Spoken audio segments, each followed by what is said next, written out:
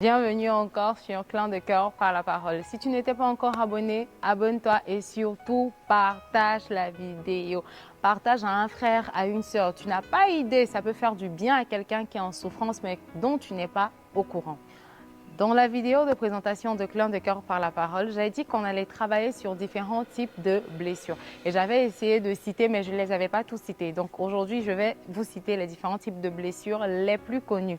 Donc nous avons la blessure d'injustice, la blessure de l'humiliation, la blessure de trahison, la blessure de rejet et la blessure de l'abandon. Alors pour aujourd'hui, nous allons parler de la blessure du rejet. Alors, qu'est-ce qu'on entend par rejeter ? Rejeter, ça veut dire laisser, ça veut dire rejeter ne veut pas dire abandonner parce que déjà il faut qu'on fasse cette différence.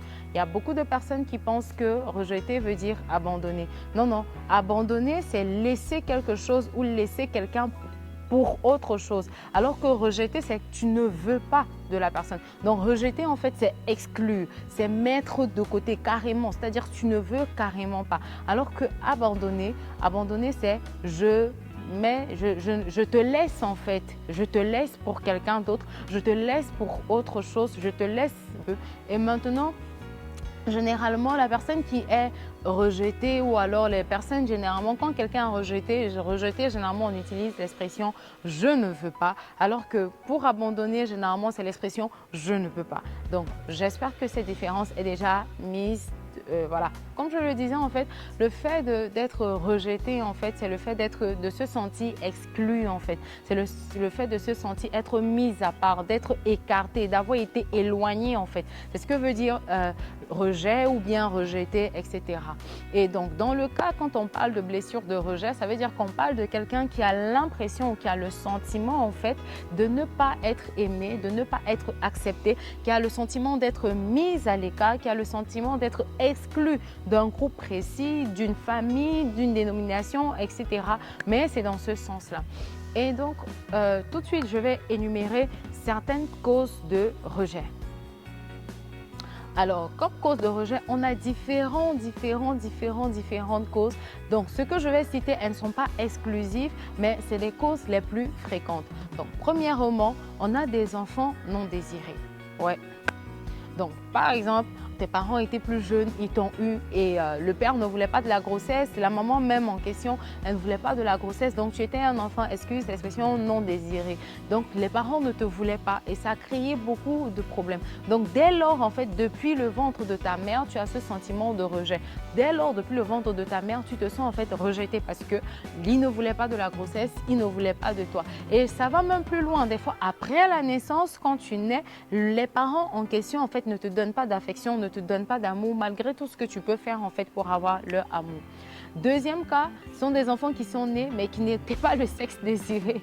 Donc, tu es né, tu es un garçon, mais en fait, tes parents voulaient d'une fille. Donc, du coup, on ne t'aime pas. Dans certains cas, en fait, tu vas voir toi, le garçon, on va te faire les coiffures de fille, on va t'habiller en fille et tout parce que les parents voulaient une fille, mais c'est un garçon qui est venu. Et donc, chez d'autres, en fait, ça se manifeste plus fortement. Les parents te montrent clairement, en fait, que tu n'es pas l'enfant désiré. En fait, ils ne voulaient pas de toi. Ils ne voulaient pas que tu naisses étant garçon ou bien que tu naisses étant fille. Donc, dans certaines familles, tu as des filles, on les appelle souvent chez nous garçons manqués parce qu'elles se comportent comme un garçon parce que on l'a éduquée comme si elle était un garçon alors qu'elle est une fille. On a également le cas de rejet, les personnes qui se sentent rejetées généralement dans les cas de divorce. Les parents ont divorcé.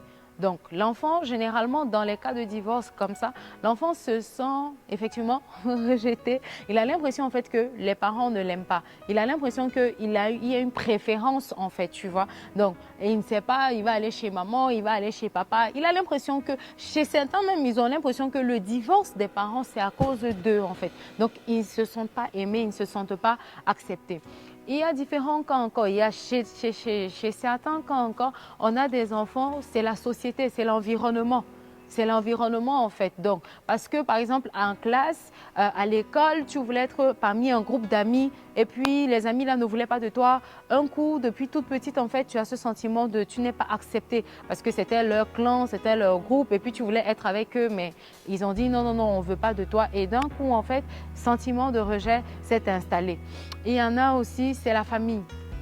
tu as grandi à la famille, à la maison. Comme j'ai l'habitude de dire, en fait, souvent, tu vas voir à la maison, on va te féliciter quand tu as eu une très, très bonne note. On va dire bravo, ça c'est mon fils.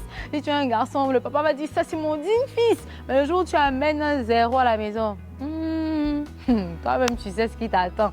Tu ressembles à qui? Tu es l'enfant de qui? Hein? Moi, je ne suis pas comme ça. Moi, je veux les bonnes notes, etc., etc.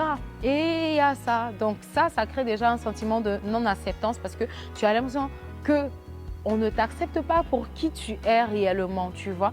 Donc, il y a le côté comparaison. Mais tu ne vois pas ta soeur fait mieux ci, ton frère fait mieux ça. On te compare tout le temps, en fait.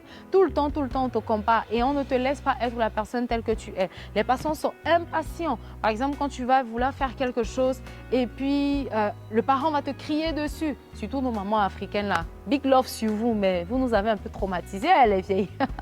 Donc, surtout nos mamans africaines, là, tu vois, un coup comme ça, il va crier sur toi. Mais pourquoi tu es comme ça? Tu es maladroite. Non, tu ne regardes jamais, tu ne prêtes jamais attention.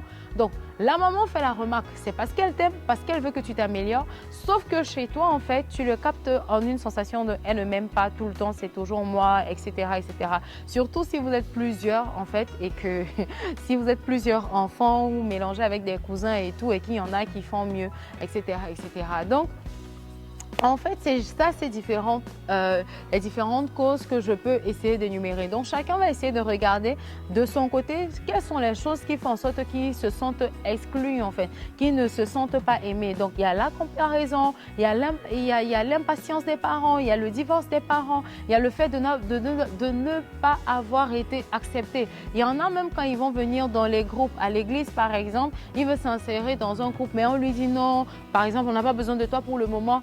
Un coup, la personne a un alerte, non, on ne m'aime pas, on ne veut pas de moi, etc. Non, ça n'a rien à voir. Et il y a un point focal, il y a une cause principale, les voix.